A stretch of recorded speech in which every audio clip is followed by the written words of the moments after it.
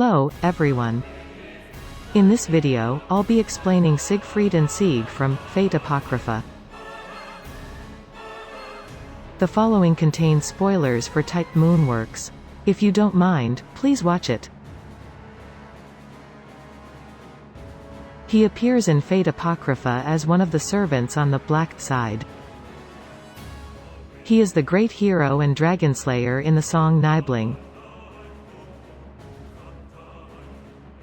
Tall and slender, his brownish skin is a sign that he was bathed in dragon blood. His weakness, his full back, is due to such a curse, and he's conceptually incapable of protecting his own back.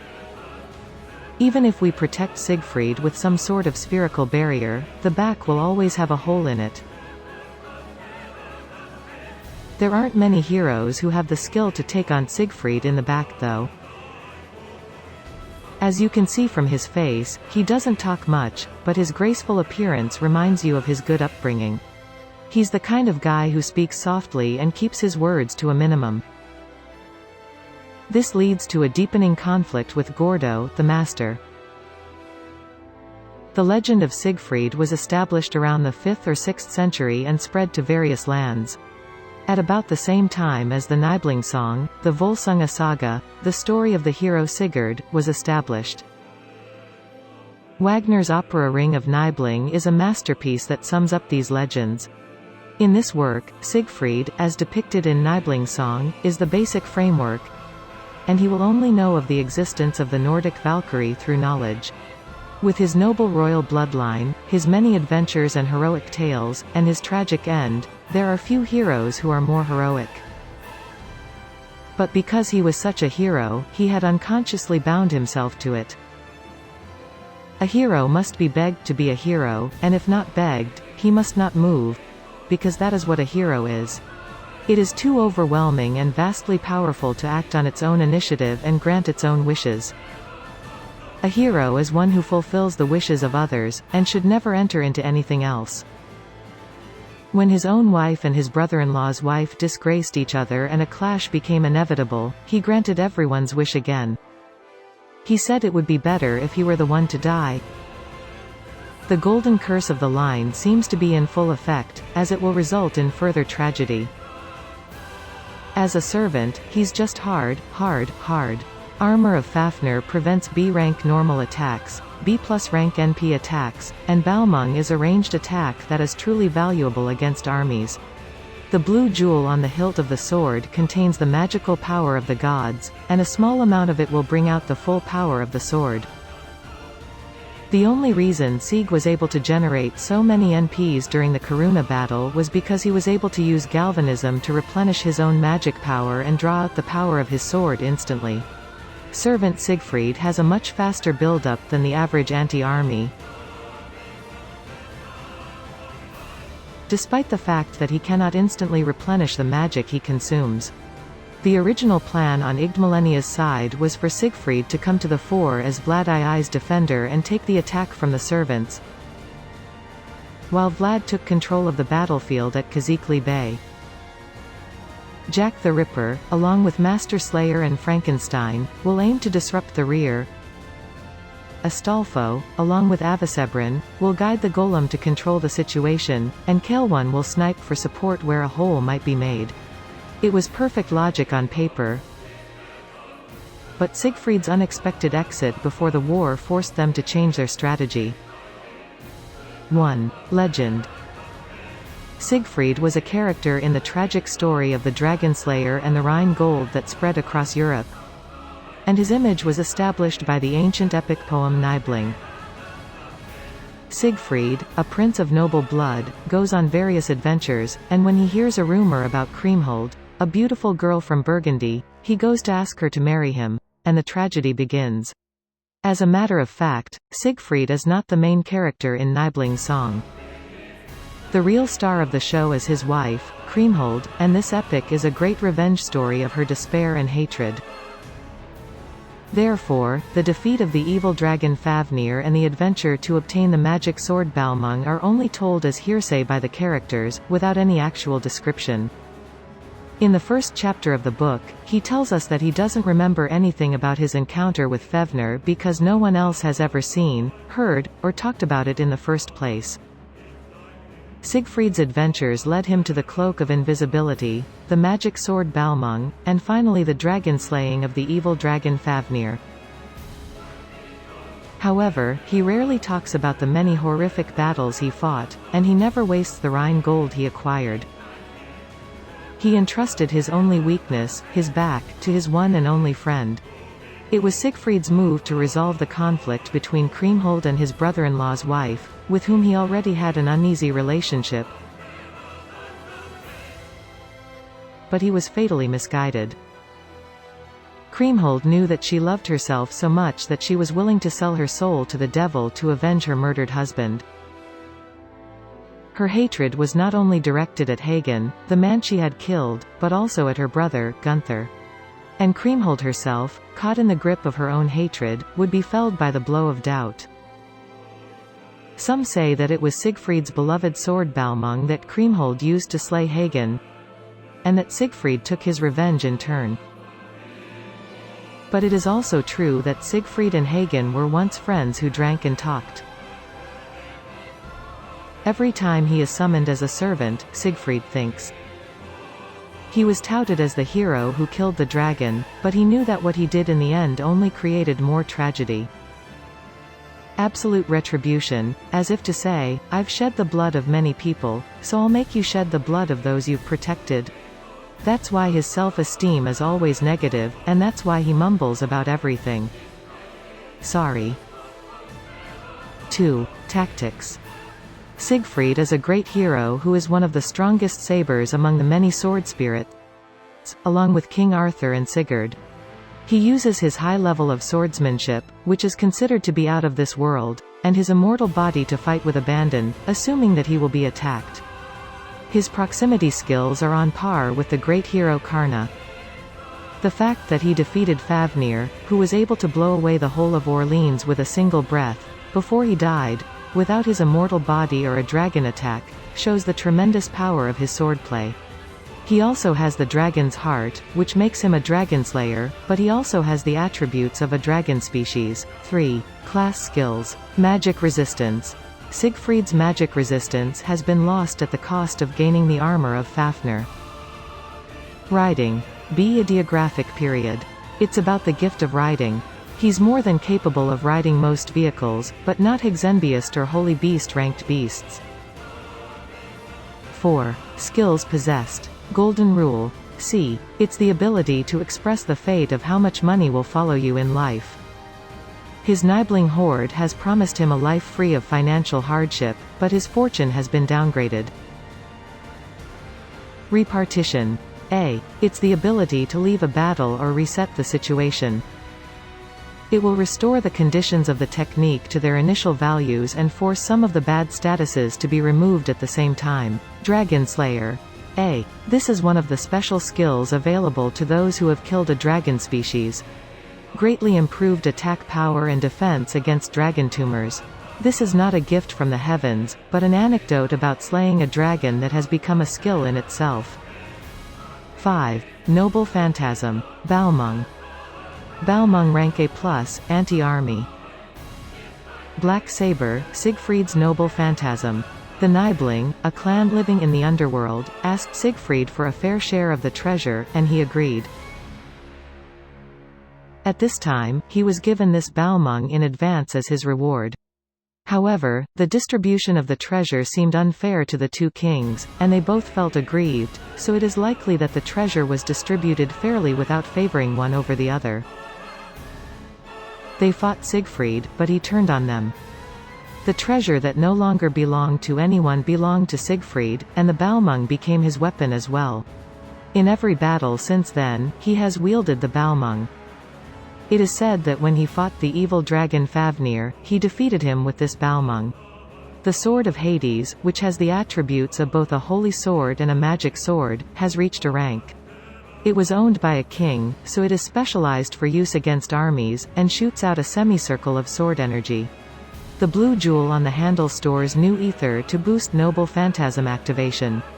Now, as for the activation speed of the so-called beam weapon, it's in the order of Siegfried before his death, Sieg, and Siegfried the Servant. Sieg has a galvanism that the servant Siegfried doesn't have, so he can extract the magic power needed to activate noble phantasms at a standstill. It is said that Siegfried, before his death, was able to draw magic power and shoot out sword energy at a rate faster than Sieg. Due to a combination of his natural qualities and the alteration of his heart caused by being exposed to and drinking dragon blood. Unfortunately, when summoned as a servant Saber, that trait was pretty much absent. Armor of Fafnir. Siegfried's always deployed noble phantasms. This makes it impervious to all attacks below B rank. A normal attack of A rank will give a blow equivalent to a -B, or E rank, but an attack with NP will trigger a defense of B+. However, if you have any noble phantasms or skills such as Dragon Special Attack, this plus amount will not be accounted for. Also, the B+ is only for unprotected damage, so if you take a defensive action with Balmung, it will be reduced even more. Siegfried, a serious defender, is truly a moving fortress. However, the only part of the back that was covered with linden leaves is not covered by any of this, and once injured there, it is extremely difficult to repair with healing magic. Gold on the line. This is the NP that Siegfried is said to have once possessed. It is said that the treasure is so large that even if 4 generations lived together, they would still have more than enough.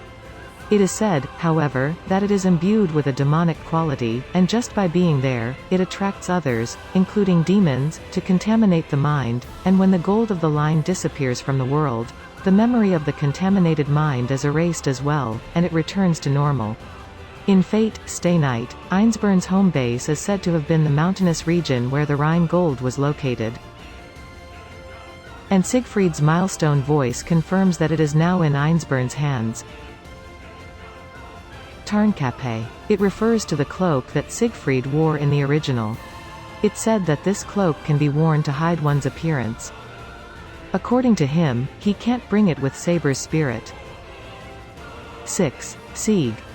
It's about the main character of the main Fate Apocrypha. Originally, he was an artificial human cast by Gordo to supply magic power, and he was doomed to die after the servants squeezed out the magic power he generated with almost no construction.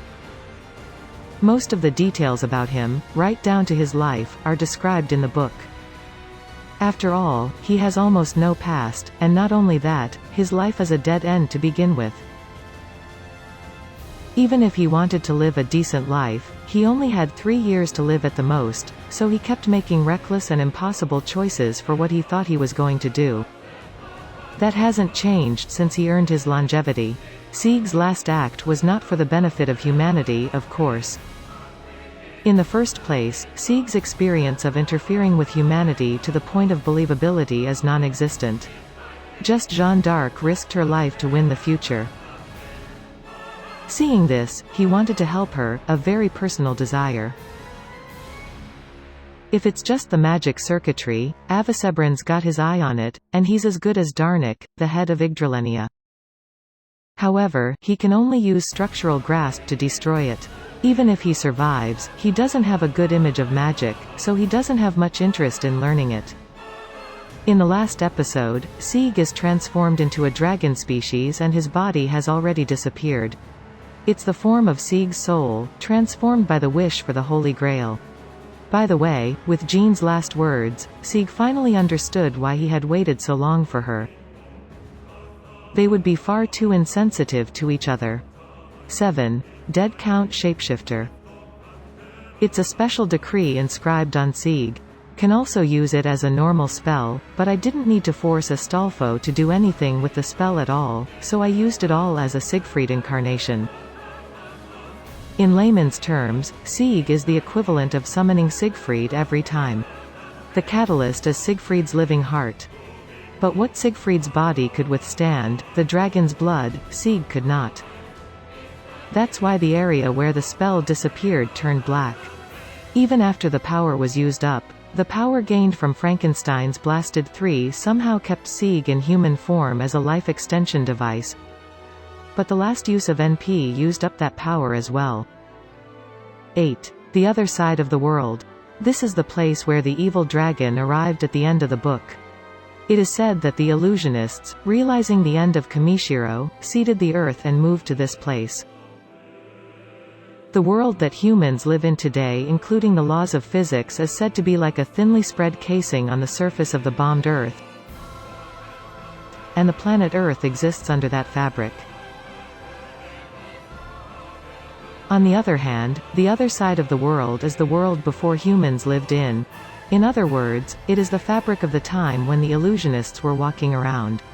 In other words, the Earth is the bottom of the planet's surface, and the place where the laws that used to be the world rule is the other side of the world, and the place that surrounds it is the present world. On the other side of the world, the Holy Grail does not perform the function of exercising the third magic. In the first place, it was designed to grant Shuru Kotamine's wish, and since it was programmed for humans, it doesn't count as an illusionary species. Jeanne d'Arc is a spirit, and her original human body has long since disappeared. So there was never any chance of getting to the other side. However, it was not zero, as in, if you hit a wall, the tunnel effect would take care of it. But, the seat where spirit exists is detached from the time axis, so the number of attempts is infinite. 9. Noble Phantasm Sieg. In this section, we will explain the NPs that can be handled only in Sieg state. Blasted Tree. It's a noble phantasm using a Type 2 perpetual motion machine inherited from Frankenstein. It is a thunderbolt of abandonment that strikes and pierces the enemy together with own body. Originally, it was a self-destructing NP that was released in exchange for the user's life. But Sieg's was incomplete, so it was not as powerful as the original, and the recoil was not as deadly. It is a power that resides in Sieg's body itself, and does not require a reply with the Dragon's Decree spell. Acaphiloga Argules. Sieg's Noble Phantasm added by FGO. This is an NP that causes a temporary morphological change in the dragon species Favnerhi. Radiates a powerful dragon breath that can cause enormous damage.